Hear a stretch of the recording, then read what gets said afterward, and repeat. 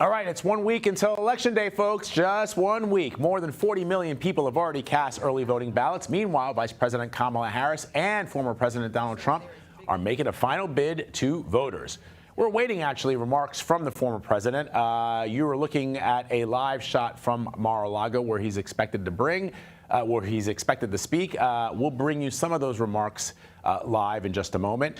He did rally some voters in Atlanta last night, calling for them to make their voices heard.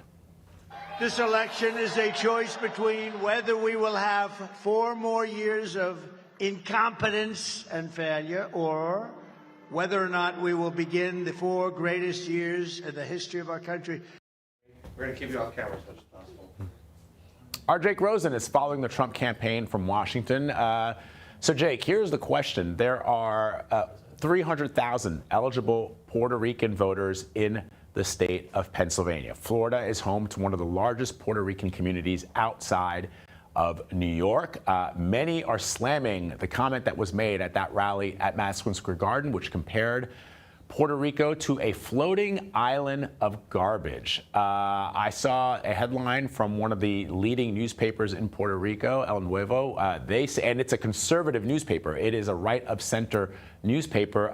The headline this morning on the front page is Harris. I know the Trump campaign has been trying to clean this up, although they seem to have gone silent in the last 24 hours. The question that everybody has, and if you know the former president better than anyone because you're covering the campaign, the question that we have is he going to apologize? Is he going to say that a mistake was made, that he doesn't support those comments? Because ultimately, the responsibility lies with him. What are you hearing about that?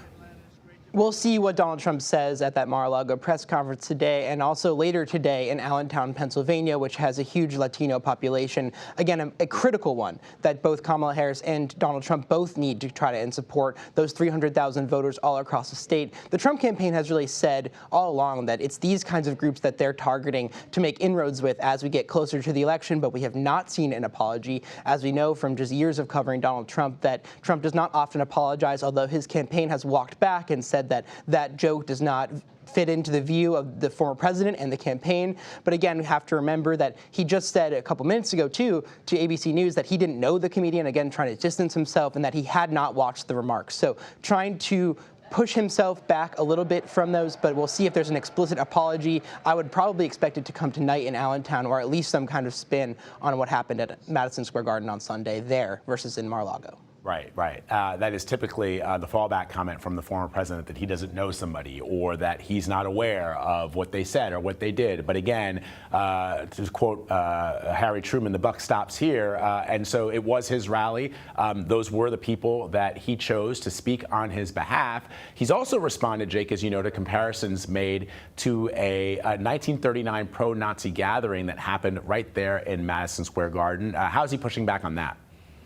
Well, Donald Trump has rebuffed criticisms from Hillary Clinton, obviously former First Lady and former Secretary of State, in what she said, and also Tim Walz, who's Kamala Harris's running mate, both made those comparisons. Donald Trump said that he is not, that was not a Nazi rally. He is not a Nazi rally. He is not a Nazi yesterday, and he made clear that he was told as a child to never say that, and he rebuffed those. And even going into the rally, he said, we're just trying to make America great again. Although one thing, Vlad, I would point out to you before we go, is that all of the speakers, as they took the stage in Madison Square Garden, kind of either mocked those comparisons or leaned in. Even Hulk Hogan saying, I don't see Nazis here, I just see people who want to make America great again. So there was kind of this flirtation with even those criticisms on Sunday. All right, Jake Rosen for us in Washington today. Jake, thank you.